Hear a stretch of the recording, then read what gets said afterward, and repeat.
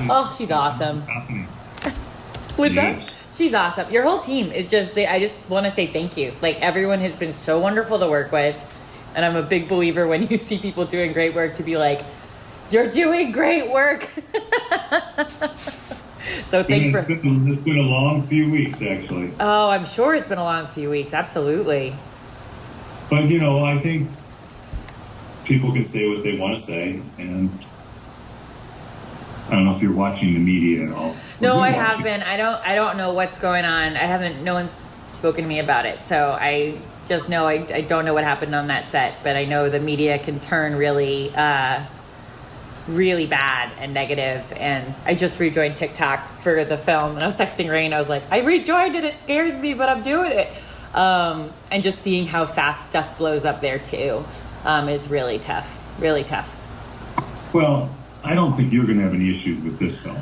No, Steve, when I tell you our cast and just the response from people, just from the trailer, like, and this is why I want to give major kudos to Ashmi, who's kicking ass at marketing. I emailed way back. She helped me out so much early on in our relationship with Blue Fox, and she was able to make a graphic for me with our awards, because I was going to be featured in the newspaper to hype our film festivals and everything. And she created that herself, and I legit was there with all the answers, there to help, there to push.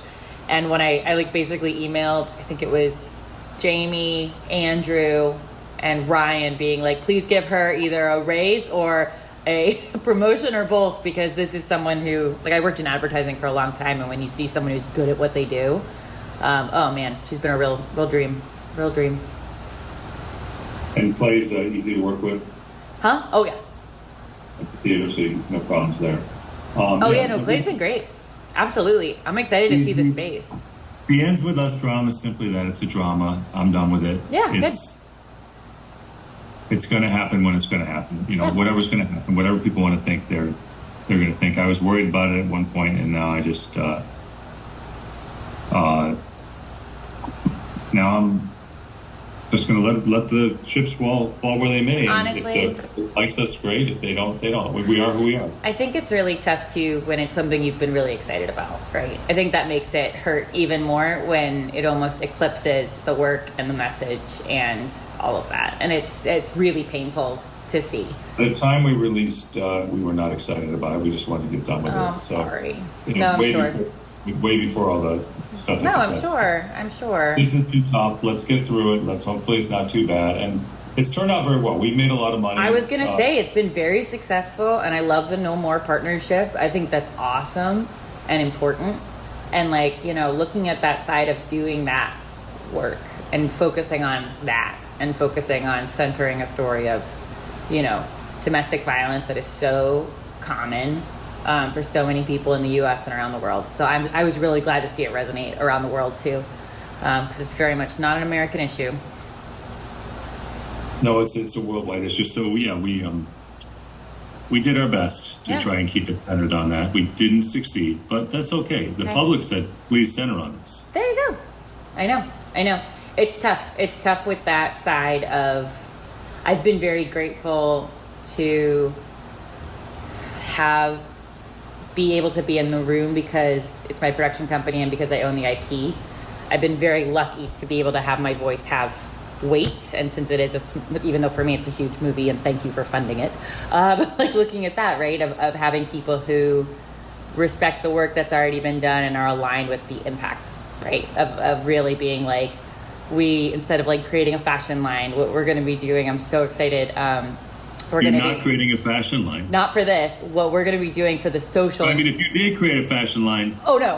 It will be great. It will be great. But for now, for social, we're going to be amplifying the work of everyone who's already doing inclusive fashion, accessible fashion, to drive people to their stores, to drive people to their accounts. So, that's what we're going to be doing for the lead up. Because I got to meet so many people in this process, Steve, who are the Lenores, right? They are doing this work, especially both in the plus size space, but also the accessible fashion space, including disabled designers who are creating what they wish they had.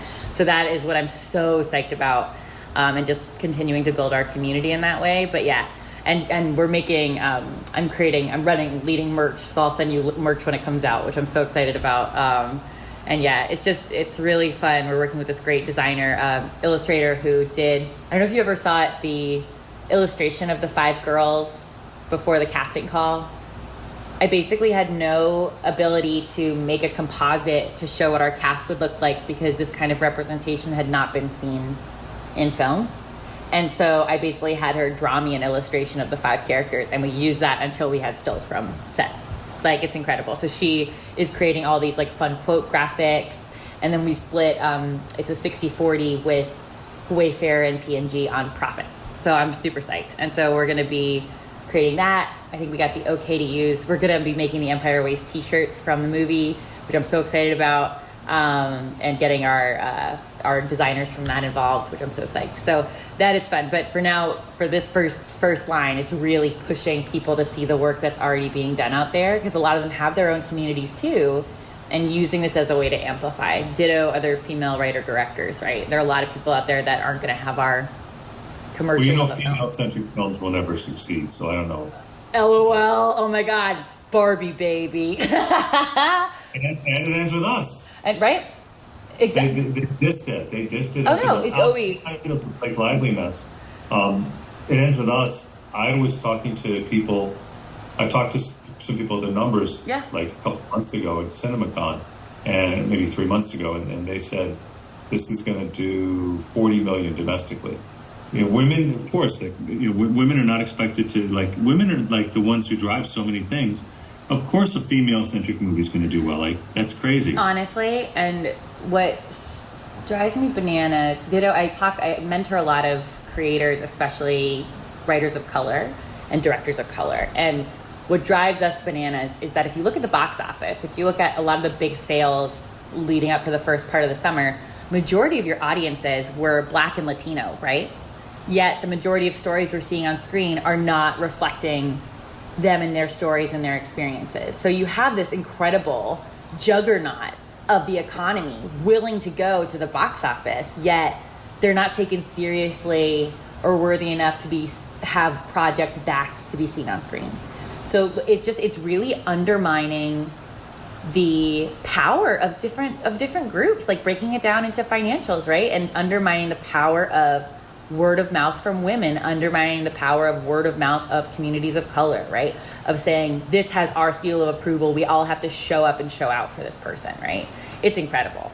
So it's just it's really frustrating. And one of the reasons I held on to the IP was I wanted, with my other projects, to be able to fund, similar to me, like voices that are not seeing themselves, people not seeing themselves represented on screen, just for development, right? Just to be like, set aside time to do these live readings. Set aside time to meet your audience where they are and develop it, because you are worthy of doing it. Because that for me, If you look at Hollywood, like the top, so It Ends With Us is now, I think, the 11th highest grossing film. It's going to be 10 pretty soon. I'm so excited for you.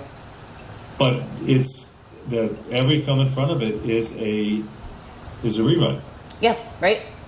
The best feedback we've been getting, in addition to people seeing themselves represented on screen, has been, oh my God, it's not a remake or a sequel.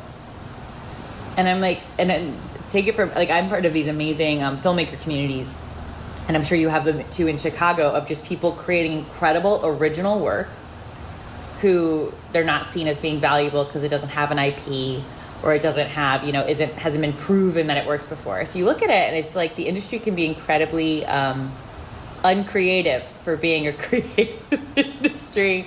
And it's one of the reasons why, like, I encourage people to meet your audience first. Like, prove that. Because our movie resonated with people from 14 to 84. And that was, for me, in addition to the creative, and this is why I teach it. I teach the creative, but I also teach the business. I'm like, prove why you are worth an investment. And like, be comfortable talking about that. I think it would go lower than 14. I think. Oh no, that was just the script. The movie went down to 8. Yeah. Movie went down to 8 and beyond. And like that for us, I don't know if I told you this. Our editor, Aziza, she has now her daughter's 8, 7. She was 5 years old when we were editing, and we edited on Zoom for most of it.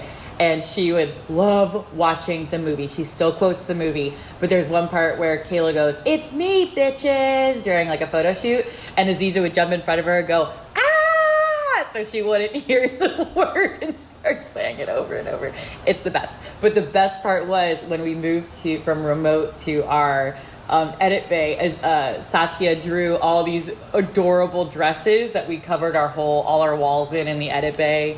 And she would come to visit us, and she was 5. And I had a designer who I met who's an amazing, Melissa Mercedes, who I'm going to ask to do some work for us for screenings. Like, she brought her 16-year-old daughter and her 8-year-old son. And it was so cool because Marissa, she's crying. She's crying from the emotional side of being a mom, being a woman who's plus size.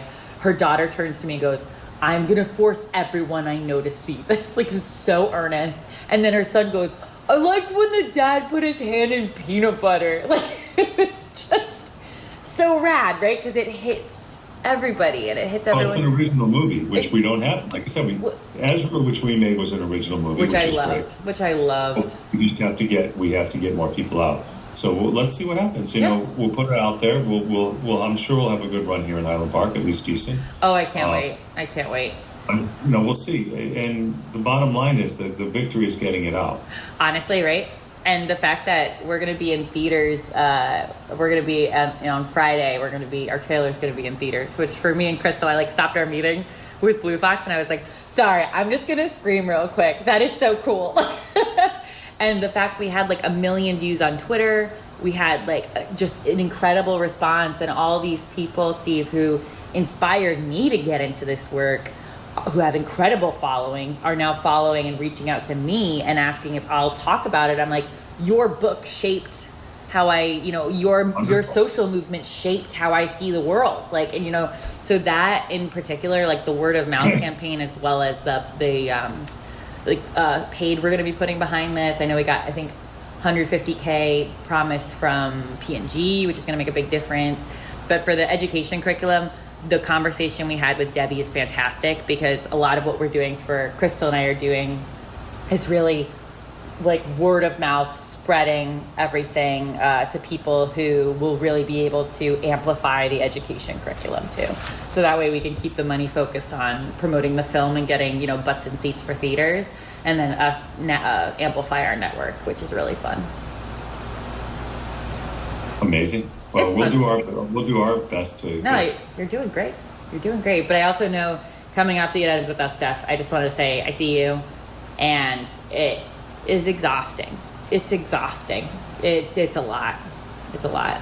Jamie was the most exhausted. Oh, I'm sure. Everybody. Well, he was, I'm sure, the go-between with Sony, right? He was the go-between. He was the one who was taking the brunt of the hits, because you didn't see the brunt of the hits, the slam jobs on us. Oh, I didn't. No, because nobody saw it. Right. Jamie was stopping it. So Jamie was stopping the worst of the worst. Oh. There was a point where they were trying to slam the Baha'i Faith. He got that done and out. So, basically... Who was? Was it Sony or was it public? Yikes. That's icky. That's icky. Oh, they went after everything we had. Luckily, I was out of it. So, I'm glad. Nobody had mentioned me. But that's because I'm a nobody. I'm nobody. We know who you are. Yeah, but it's kind of a blessing. Let me tell you, it's kind of a blessing. I know. Well, that's right. No, there's all these things that, because Blake and Ryan paid for the movie. I'm like, really? Really? Send me a check. Every time I've seen that, or some of the comments I see, or on the flip, they'll say that Blake sold her cut back to, and I was like, that's not how it works. You own the footage. That's not how it, and people will say it so confidently. And they'll be like, yeah, because they bankrolled the movie. And I'm like, that's not how that's not how it works. Right. But we just sit there quietly and let them think what they want. And, ultimately we're not going to, but Blake and Ryan are billionaires. I don't think they are, actually. No. And even if then, everyone has a stake in everything. It's a lot. And, yeah, I think it was just fanning the flames, and people... I saw this so I started following this great TikToker who is a PR expert, and she specifically talked about how August is the worst thing for something to happen, because people blow it up because it's very quiet. And so looking at that, she's fascinating, but she basically is a lot of the biggest dramas have happened in August when people are like out of office at these like publications, and people just kind of run rampant because it's still summer and just blow everything up. But no matter what, it just sucks to. I'm sending all the love. I'm sorry, it's been so exhausting. And I'm hoping this is a positive boost. I just talked to Jamie. He's going on vacation for 2 weeks, so I'm hoping that it's too hard while he's on vacation. There you go. Good. So hopefully he needs a 2-week vacation. He's been working around the clock. Yikes. He and Justin and their families are going on vacation. Good. I'm glad. Yeah. So what can I do when you're in Chicago? Oh my God. Who knows? I mean, I'm just excited to see you. I'm excited to meet the Humanity Rising kids. Seriously, because this is what Crystal and I love doing, and so do Mia and Mima. But no, I think looking at that, talking to students always makes us really happy. I know I'm going to try to find a photographer to do like a little photo shoot with me, Mima, and Mia, since we're all going to be together all glammed up. So I'll keep you tuned in on that because I'd love for you to be in on that too. But yeah, no, I think for us, we're just excited to reunite. And I think Blue Fox is working with Humanity Rising to get some like press involved and stuff like that. But you let me know.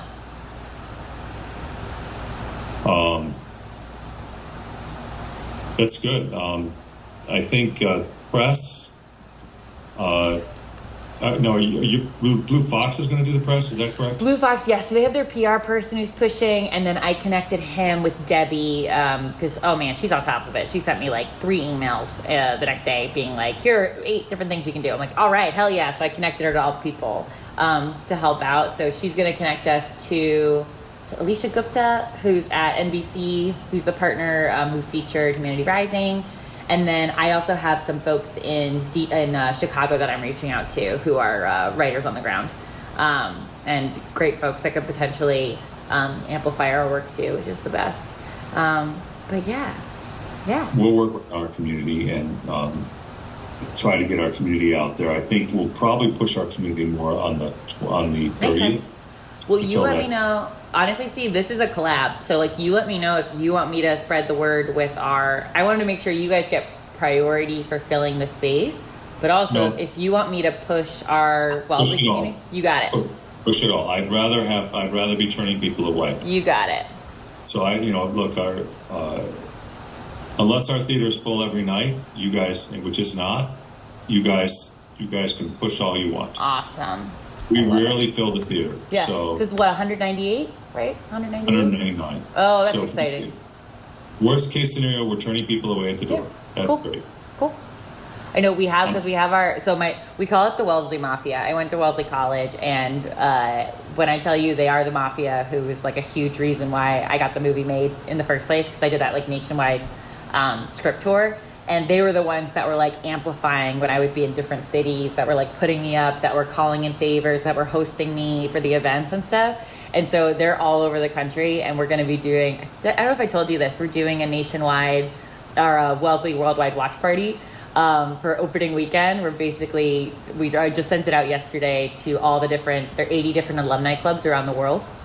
So we sent it out specifically for the US and Canada. To do opening weekend, to go together with their organization, do group tickets, and like post about it. And then Wellesley College is going to be posting about it, and they're going to encourage all their students to go opening weekend too, because we should be in Framingham, in Massachusetts. So like, it's really exciting, but we have a very active Chicago club. So I will share it with them. Invite them all. Yeah, I'll share it with them. Invite them all, their families, their friends. Oh, they'll love it. They'll love it. No, absolutely. So no, we'll team up on that. I always want to make sure, that's what Debbie was saying to you. I was like, I want to make sure, we have space for Humanity Rising students, but if you want me to fill that place up, we will fill it up. And Crystal has space too. Fill it up. Yeah. And then we have another showing on the 30th. Awesome. Our people or on the 29th. Awesome. With rain. So they can go to the rain showing. And if they don't want to go to the rain showing, if they can't make that, there's a showing on the 30th. I love it. I'm so glad he's coming down there for opening night. When I tell you, he really had my back during filming. I can't tell you how. I'm sorry, the 29th is when, the 27th. 27th. Yeah. But like, he really had my back during filming. Because this was my first feature, and he just really, he would always, when he had a thought, he'd go, you don't have to take this. I was like, Rain, I'm going to take your thought. It's going to be great. But he really, I was so grateful to work with him, and just the way he approached the actors, and he still does, of being like, I'm an equal, like, I'm Rain, hello. Like, that for me, for all of them, made them feel really seen and safe. It must have been like so like starstruck to be working with Rain most. They were, but he like from the first time we talked on the phone, he's like, I don't want them to feel intimidated by me. Like, that was, and I relayed that to the team. I was like, Rain wants you to know. And he walked the walk when he got there. He like shook everyone's hand, including the extras who had no lines and like no names in the movie. And he's like, I'm Rain. It's so nice to meet you. Let's have fun. And like, when I tell you, because that was like the vibe we were really cultivating on this set, of making sure people felt safe. And he, wow, what a gift. What a gift. The irony is Justin is just like that. And like you things from me and it ends with us set. So you hear two different sets. It's like, wait a second, which set was it? Was it the set that Brandon Sklenar talked about, where it was amazing? Yeah. Or was it the set that Brandon Sklenar talked about? Honestly, it's so tricky, especially, I don't know. Because, I wasn't there, so I don't know what it was like. I was. You were there. Was it bad? No. Oh, God. Justin never has a bad set. Yes, it was the worst set he's ever been on, but no, it wasn't bad.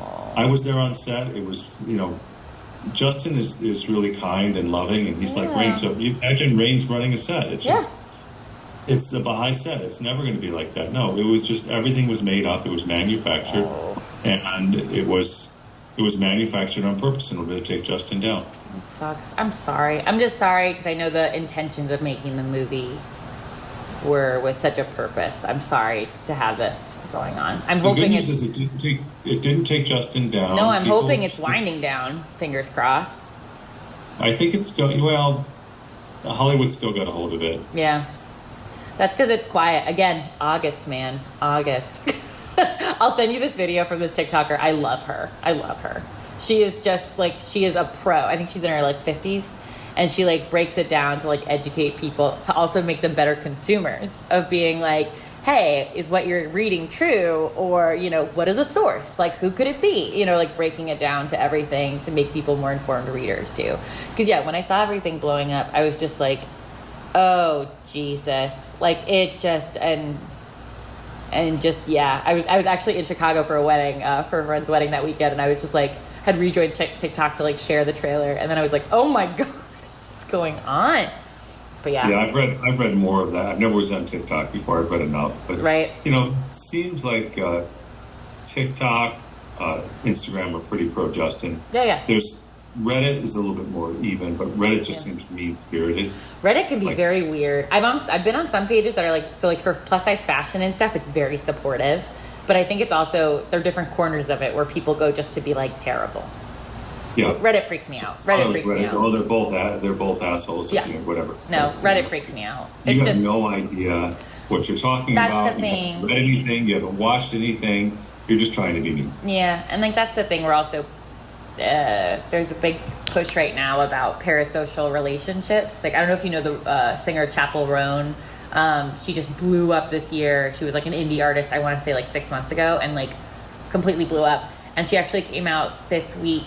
Or last week on a podcast talking about that it's not okay to stalk people because they're famous. Like, it's not okay. Like, you don't know me. And like, it was very honestly brave, because people are like, well, I made you. And she's like, no, like, I don't owe you anything, and my family's in danger right now, and people keep trying to touch me and keep trying, and like putting up that kind of boundary to be like, we don't know each other, but people form these parasocial relationships, right? Of where they're like, oh, I know you. I've known everything you've ever made. And I, they attach their hopes and dreams to a person who's human, who they've never met or like haven't worked with, or, it can just be really scary. It can be super scary. I don't know. But I'm sorry it's been so... Are you able to take a vacation soon, Steve? Do you get to rest your brain? No, but mine isn't so bad. I'm okay. Yeah. Jamie was working till 11 o'clock at night. I just checked in occasionally. Yeah. There was a week that was long for me when we thought we were going to have to go into court. Oh, and God. I still don't know that we won't have to go into court. Sure. I just know that for right now, it seems like détente. And then if they persist and they push to the limits, then we'll go to court. And then it's all on me. Then I'll be working harder than Jamie did, because I'm going to it's going to be protecting the studio, right? I will protect the studio like Israel protected itself from Hamas. So there were 39,000 dead bodies. There will be 2 dead bodies when I'm done, minimum. And so not dead, but dead to you're dead to me. You're dead to me. So that kind of dead, but dead to a lot of people.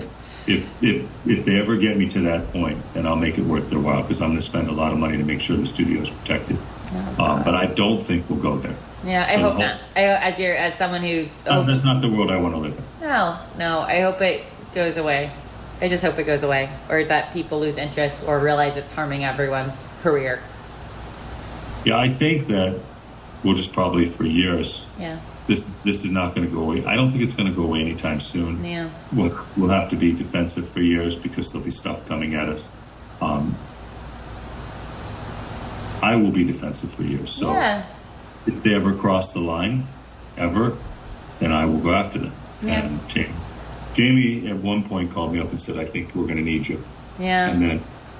And we have lawyers ready to go. We have our press people, our PR people working.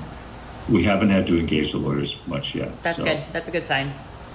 That's a good sign, because that gets ugly. Nothing's really hit our studio. It's never, basically people love Justin and they still love Justin. Yeah, that's good. That's good. And if you meet Justin, how could you not love Justin? I know.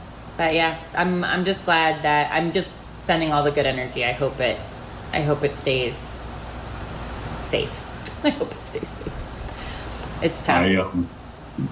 You know what? Just you were lucky you had a production like that. Almost all of our production is almost all of our productions are like that. I'm glad. Ooh, I also heard, just total tangent, ADHD. I heard the Hurricanes got their trailer premiered on NBC this morning. Really? Yeah, they got their premiere on NBC, which is we talked about it in our meeting on Tuesday. I'm so excited to see this doc. I'm so excited. It's like right up my alley. I'm so psyched. That is, the Hurricanes is very good. Yeah, we've been involved with some really cool stuff. Yeah. And we've got other films for other people we're playing. Yeah. We're playing a film about disabled people called Daruma. We have a film that's coming out. We have Sugarcane, which is playing now. And then we have, I'm trying to think of the name of the next film. Bull Street. Cool. I was gonna ask, have you always wanted to open a movie theater, or is it something that's been percolating in your brain, or was it just because I love a dear friend of mine? I thought of you, a dear friend of mine who's she's a product manager and she's a phenomenal filmmaker as well on the side, but she's trying to switch careers and wants to open up a movie theater. So I'm loving talking to people who run them to ask what made you get into it, and also any advice you have for them I can pass along. What is her job right now? Product manager at Warby Parker. She's a genius. She keeps everything moving, and she's based in New York. She really wants to move to Barcelona. She lived in, I think, France for years, right out of college or right after high school. And we met in a theater festival we were both in. And she is just one of those people who's brilliant, but also supports the hell out of other creators. And I just love being her friend. But she loves movies. Basically, movies are how she gets through tough times at work. She'll double up on her movie going during the week and wants to share that with people. Here's what I would say. People aren't going to movies. It's been a challenge for me. I've lost a lot of money. Having said that, it's also, I don't think movie theaters are completely going away. No, not at all. I think the renaissance will come, but you have to have an angle at it. Yeah, right. Does she have the money to withstand some bad times? No, not yet. Not yet. Not yet. Well, I wouldn't do it unless she had a little extra money. I know. I think for her, it's a dream in the future, but also she wants to learn how to run one. But that's important to know. Same thing this is why I love. I'm very close to my lawyer for this reason, where I like talking through stuff with her to be okay, what is the real meat and potatoes? Same thing with my accountant, right? Or I'm hey, how do I actually do this? What's the paperwork? How much will it cost me to keep accounting going for this one project, right? And stuff like that, of knowing the nitty gritty. But I feel is there any way I can support y'all for Wayfarer Theaters? Just give us a shout out, give us a video. A video would be great. Video? Saying, hey, so work with Clay on that. A video would be great. And we're gonna be there. So for us, especially creating that kind of a fun experience with The catwalk, and just Steve, thank you. We're so freaking excited to do the screening there, like, and to have us be together for that is so exciting. And you're gonna love I can't the theater wait. itself. I can't wait. I love a theater. Theaters make me feel. This is why my friend and I are friends. Like, theaters make us feel very safe and like we're about to explore a different universe. It's always the best. Our theater is not a typical theater. I love it. I love it. You heard much about it? Wait, no, I know that the point of it is wait, do you mean the actual space? Oh, wait, walk me through. No. I know about what you're offering, but I don't know about the space. You walk in and there's a hologram of Justin and Jamie and Tara and me saying, "Welcome to Wayfair." And oh my God, I'm obsessed.